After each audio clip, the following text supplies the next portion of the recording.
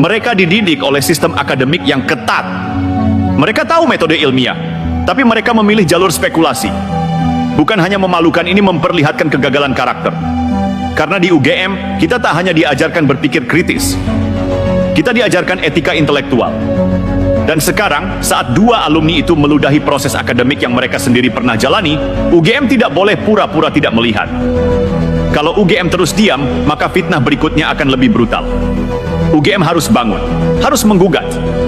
Bukan untuk balas dendam, tapi untuk memberi pelajaran. Agar siapapun tahu bahwa kampus ini bukan tempat yang bisa diinjak seenaknya. Bahwa ada harga yang harus dibayar kalau seseorang menyebar kebohongan dan menyeret alma maternya ke jurang kehinaan. Ingat, hari ini mereka menyerang ijazah presiden.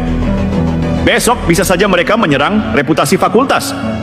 Minggu depan, mungkin akan ada yang berani mengatakan bahwa sistem pendidikan tinggi di Indonesia tidak punya integritas. Dan jika itu terjadi, bukan hanya UGM yang hancur, tapi kepercayaan nasional terhadap dunia akademik akan ikut runtuh. Dan satu-satunya cara untuk mencegah itu adalah bertindak sekarang. Maka mari kita tegaskan satu hal yang tak boleh ditawar, UGM wajib menggugat. Bukan sekadar hak, ini kewajiban moral. Karena diamnya institusi ketika kehormatannya diinjak bukanlah wibawa, itu kelemahan. Dan kelemahan yang dipelihara hanya akan mengundang lebih banyak pelaku, lebih banyak peluru fitnah, lebih banyak pengkhianat intelektual. Roy Suryo dan Tifauzia bukan sedang berdiskusi ilmiah. Mereka tidak sedang membuka ruang dialog akademik. Mereka sedang menebar racun opini dan menjadikan alma mater mereka sendiri sebagai senjata politik. Dan jangan salah baca, tindakan mereka bukan sekadar mencoreng nama Presiden Jokowi. Mereka menyeret nama Universitas Gadjah Mada ke medan pertempuran yang penuh lumpur, lalu membiarkannya ditertawakan publik.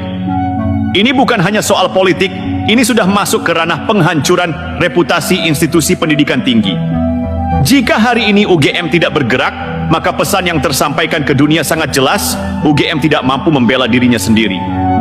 Apa jadinya kampus yang tak mampu membela marwahnya? Bagaimana publik, calon mahasiswa, dan institusi global bisa tetap percaya pada sertifikasi dan gelar akademik yang dikeluarkan UGM bila fitnah semacam ini dibiarkan melenggang tanpa pertanggungjawaban? Inilah momen ujian sejati bagi UGM. Bukan pada saat mendapat ranking dunia, bukan saat meraih pujian internasional, tetapi saat dihantam tuduhan palsu oleh orang yang pernah dibesarkannya. Ujian ini bukan soal kemampuan akademik, tapi keberanian moral. Dan publik sedang menonton, UGM harus menjadi teladan. Bahwa universitas besar tidak hanya menghasilkan ilmuwan, tapi juga menegakkan kehormatan.